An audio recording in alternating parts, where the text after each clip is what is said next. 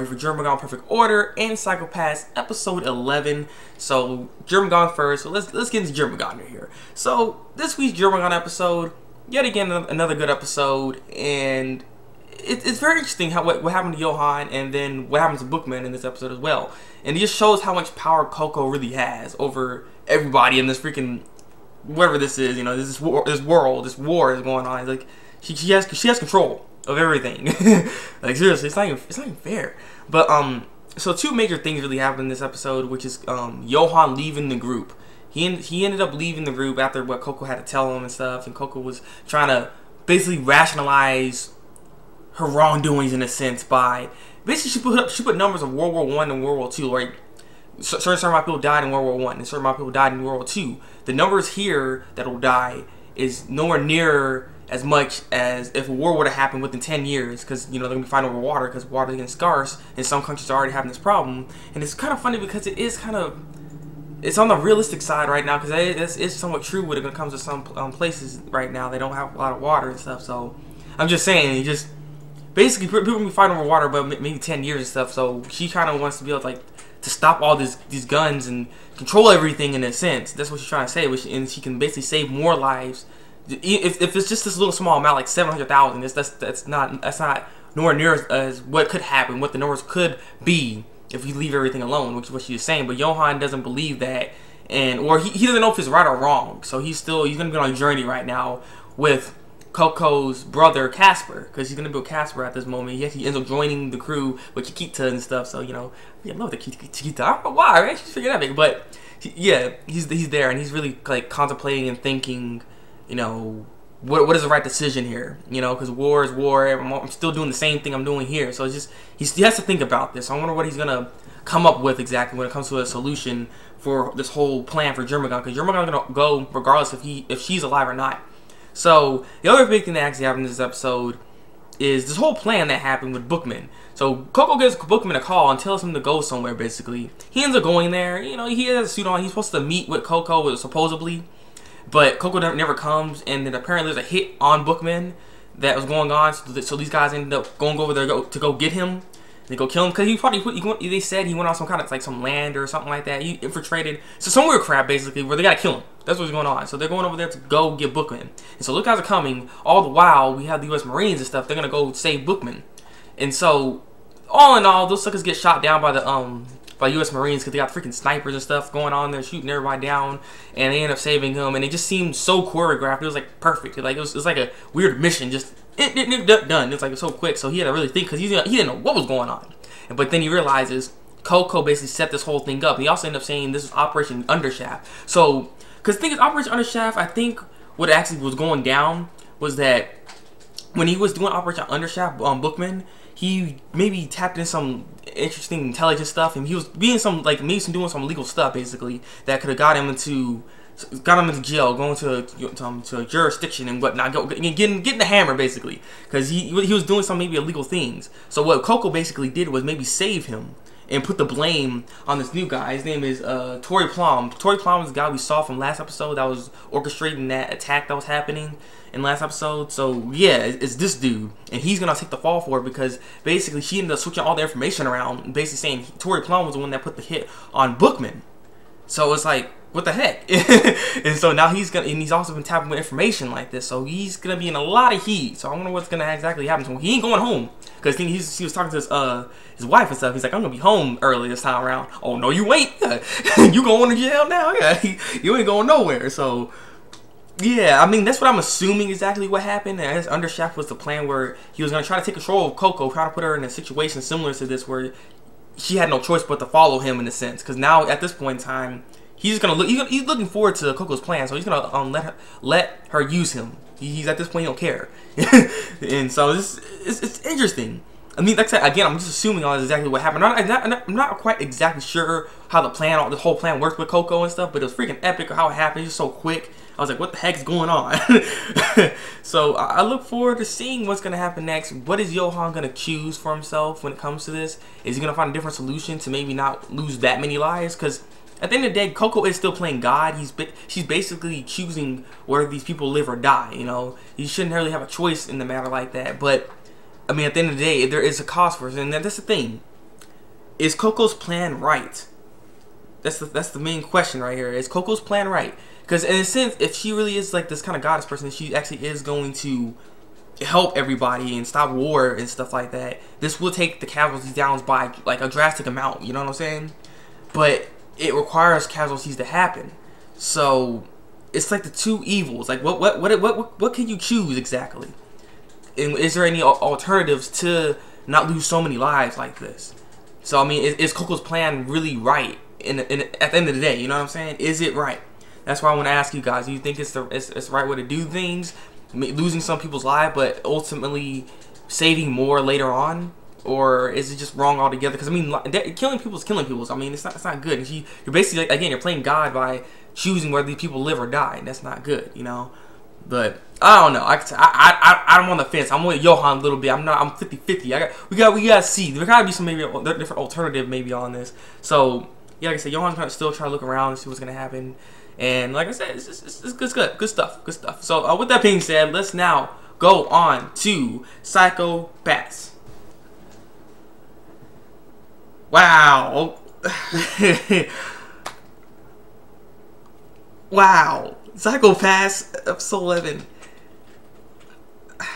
This was simply amazing. This was amazing. This episode blew my mind. I don't know. I really enjoyed it. I'm not sure about what you guys felt about it, but oh my god, wow. That's the rating I'm giving this freaking episode is wow, because that's how it just blew me away. I did not expect all this. There's so much. It was just so good. It was Akane, like the moment, like I have to get into it. Let me get into it. Let me get into it. There's two big things that happen in this episode. Okay, two big things.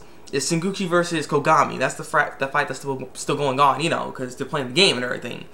And so how this all wraps up when it comes to Kogami versus Sengoku is that Kogami ends up finally getting a Dominator after like one of the machines finally finds him because he called his friends over to help. And so the Dominator thing, he comes, he finally gets it, shoots Sengoku in the arm, breaks his arm. But the thing is, you thought he would be like knocked off of that or something. But no. It's like a robot, so that ain't gonna affect him. He turns around with the freaking 2-barrel shotgun and shoots Kogami right in the stomach. And I was like, god dang.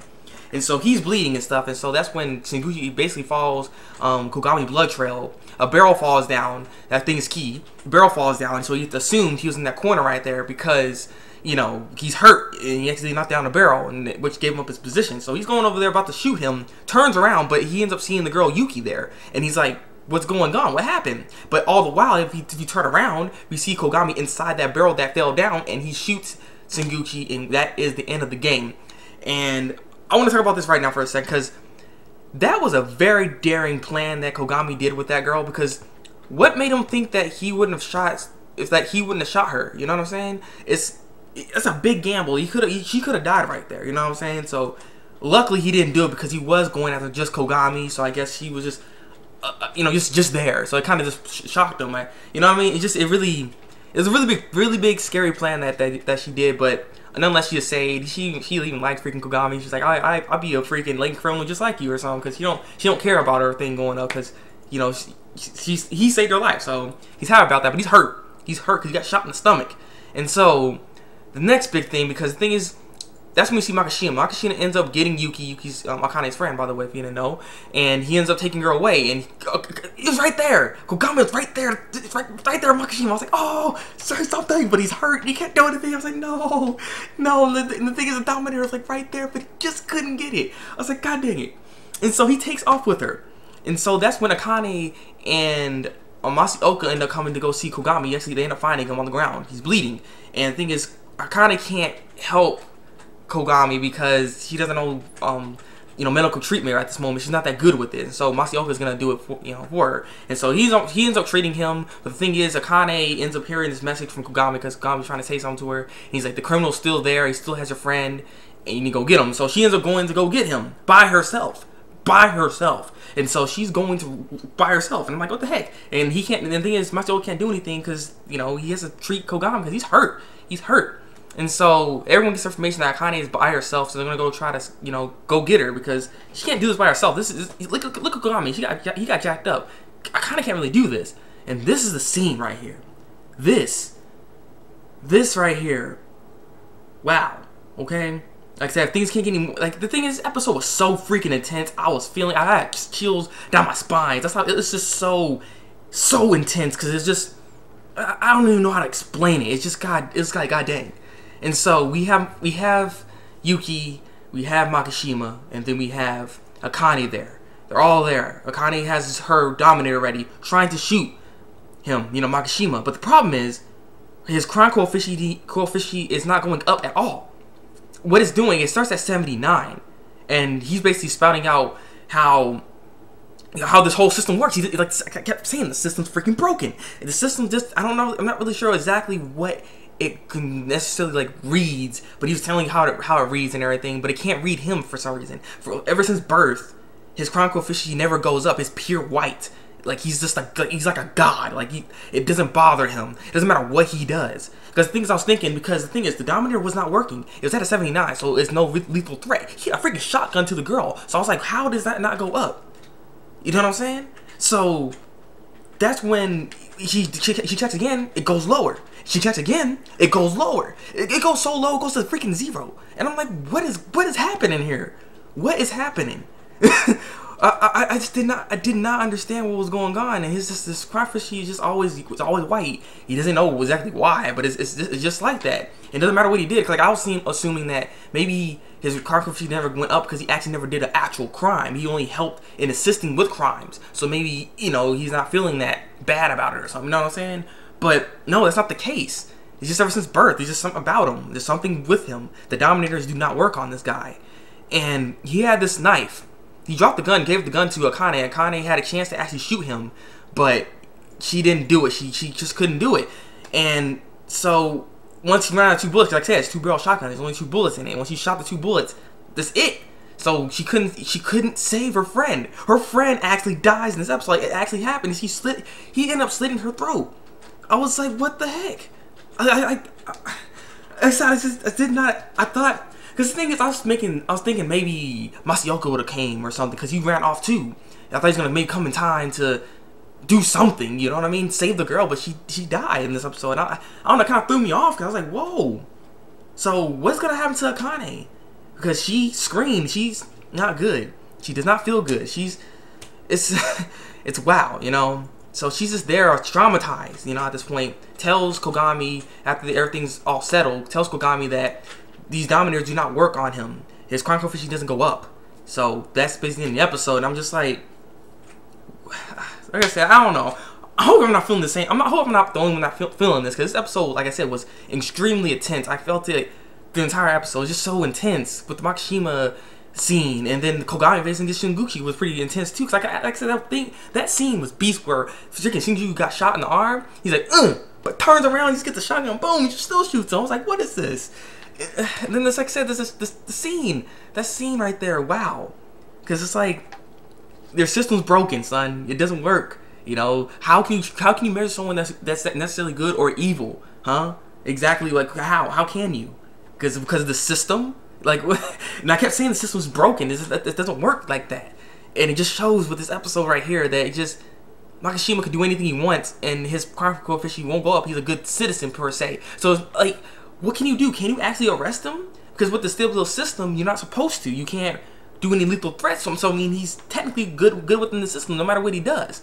So what are you gonna do with this guy? Just because he done things or helped assist things, what are you supposed to do? Because his crime coefficient is in the good side. So I'm just like, what the heck?